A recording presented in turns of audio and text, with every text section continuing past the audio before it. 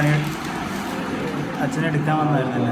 അപ്പോൾ രാവിലെ 5-5:15 അപ്പോൾ റോഡിന് ക്രോസായിട്ട് സർവീസുകാരുണ്ടായിരുന്നു. ആ സർവീസുകാർ അച്ഛൻ്റെ കഴുത്തിലൊടിയിട്ട് വണ്ടി കൺട്രോൾ ഇട്ടിട്ട് മതിലിൽ പോയി ഇടിക്കുകയായിരുന്നു. മതിൽ പോയി ഇടിച്ചിട്ട് എൻ്റെ ഇടത്തെ കാല് പൊട്ടി. അച്ഛന് വാരിയിൽ 6 പൊട്ടിയിട്ടുണ്ട്. പോരാത്തത് ഇൻ്റർനൽ ബ്ലീഡിങ് ഉണ്ടെന്നാണ് പറയുന്നത്. ഒബ്സർവേഷനിലാണ്. അത് കഴിഞ്ഞിട്ട് ഇന്ന് കൂടി നോക്കിയിട്ട് എന്തെങ്കിലും പറയാൻ പറ്റുമെന്നാണ് പറയുന്നത്.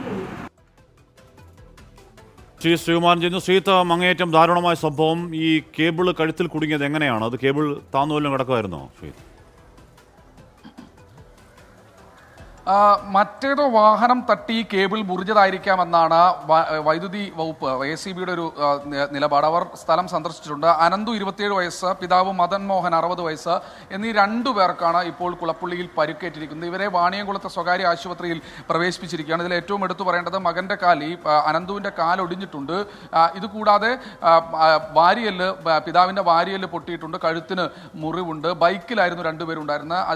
അച്ഛൻ മകനെ റെയിൽവേ സ്റ്റേഷനിൽ നിന്ന് മറ്റെവിടെയോ പോയി മകൻ മടങ്ങി വരികയായിരുന്നു. റെയിൽവേ സ്റ്റേഷനിൽ നിന്ന് കൊണ്ടുവരാനായി പോയതാണ്. അങ്ങനെയാണ് ഈ കുളപ്പുള്ളി AP സ്കൂളിന് സമീപത്തേക്ക് എത്തുന്ന സമയത്ത് പുലർച്ചെയാണ്. അതുകൊണ്ട് തന്നെ കാര്യമായ വെളിച്ചമുണ്ടായിരുന്നില്ല. വൈദ്യുത പോസ്റ്റുകളുടെ കുറവ് ആ മേഖലയിൽ ഉണ്ടായിരുന്നു എന്നാണ് പറയുന്നത്. എന്തായാലും പൊടുന്നനെ വീണു. പിന്നീട് ആശുപത്രിയിലേക്ക് തൊട്ടപ്പുറത്ത് വന്ന ആളുകളൊക്കെ തന്നെയാണ് ആശുപത്രിയിലേക്ക് കൊണ്ടുപോയത്. പരിക്ക് ഗുരുതരമാണ്. ഇവരിപ്പോഴും വാണിയംകുളത്തെ PK ദാസ് മെഡിക്കൽ കോളേജിൽ ചികിത്സ തുടരുകയാണ്. ഹാഷ്മി, ഓക്കെ. കുളപ്പുള്ളിയിൽ വൈദ്യുത കേബിൾ കഴുത്തിൽ കുടുങ്ങിയാണ് അപകടമുണ്ടായത്, ദുരന്തമുണ്ടായത്.